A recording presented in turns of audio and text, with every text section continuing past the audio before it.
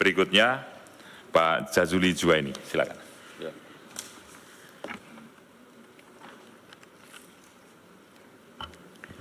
Terima kasih Ketua. Assalamualaikum warahmatullahi wabarakatuh. Selamat siang, salam sejahtera untuk kita semua. Ketua dan seluruh anggota Komisi 1 yang saya hormati, Pak Menteri, beserta para dirjen, dan juga paguyuban Kominfo, ada KIP, ada KPI, ada Dewan Pers,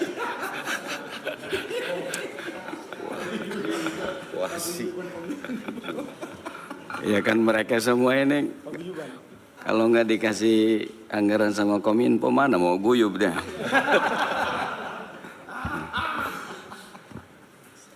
Seluruh yang hadir, teman-teman media yang saya hormati, yang pertama saya agak kaget ini berdasarkan penjelasan Pak Menteri, anggaran 2025 ini turun 50% daripada 2024. Saya tidak tahu kenapa Pak Menteri bisa turun, tapi dugaan saya karena 2025 itu masa transisi ya.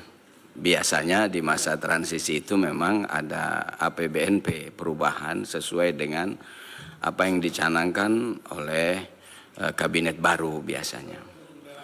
Tapi kalau dilihat dari berakhirnya kementerian ini kan bulan September sama dengan bulan Oktober. Tanggal 20 itu pelantikan presiden. Artinya tersisa tahun anggaran itu hanya tinggal 2 bulan lebih saja. Ketika turunnya drastis, Pak Ketua, saya khawatir nanti akan mengganggu kinerja. Harusnya kan penurunan itu proporsional kalau ada tadi antisipasi masa peralihan atau transisi, maksud saya, masa transisi. Yang bisa saja menterinya tetap Pak Menteri gitu. Saya bicara transisi kan tidak bicara pergantian menteri.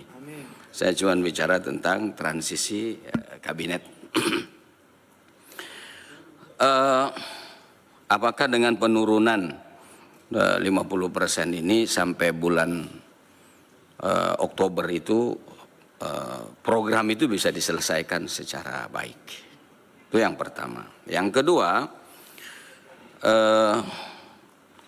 paguyuban yang anggarannya tergantung sama Pak Menteri ini kalau saya lihat itu kan 45, 40, 50 gitu.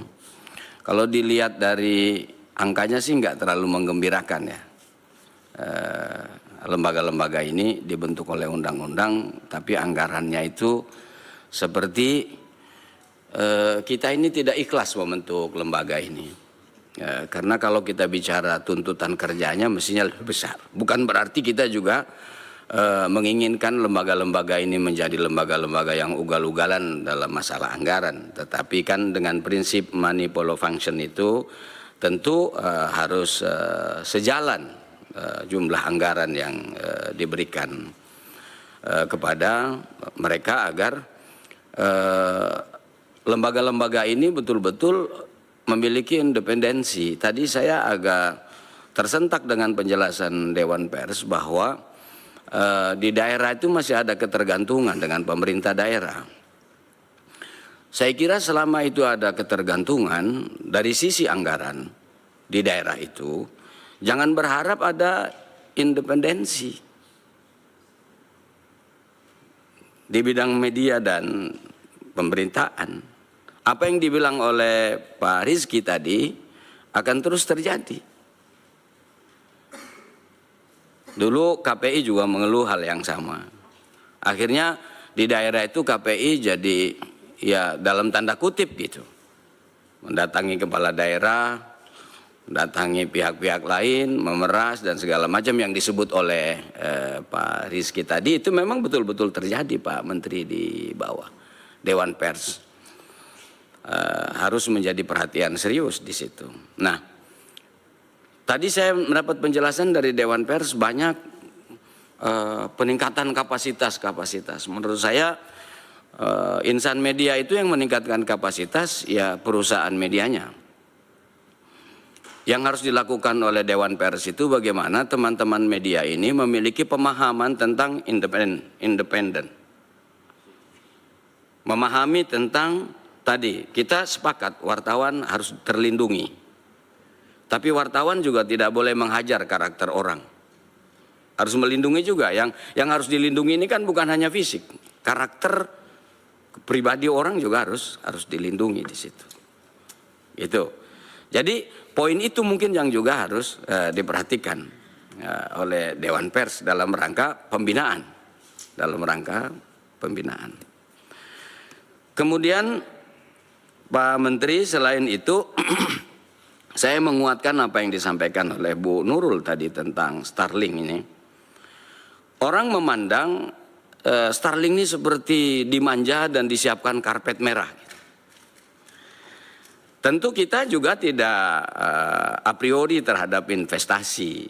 Dan kita juga tidak boleh menutup mata tentang teknologi dan media perkembangannya. Tapi kalau terlalu seperti dimanja karpet merah ini, betul kata Bu Nurul bisa mengancam perusahaan lokal.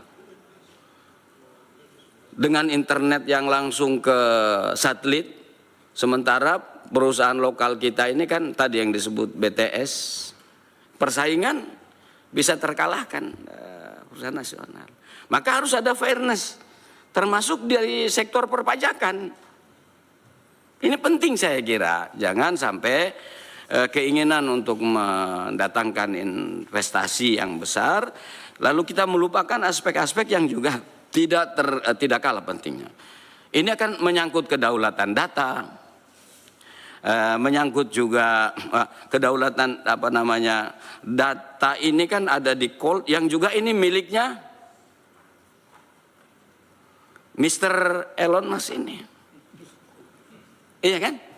Nah, ini menurut saya harus serius Pak Menteri, harus cermat betul ini dalam persoalan seperti ini. Saya menambahkan lagi kabarnya Twitter atau X itu membolehkan pornografi.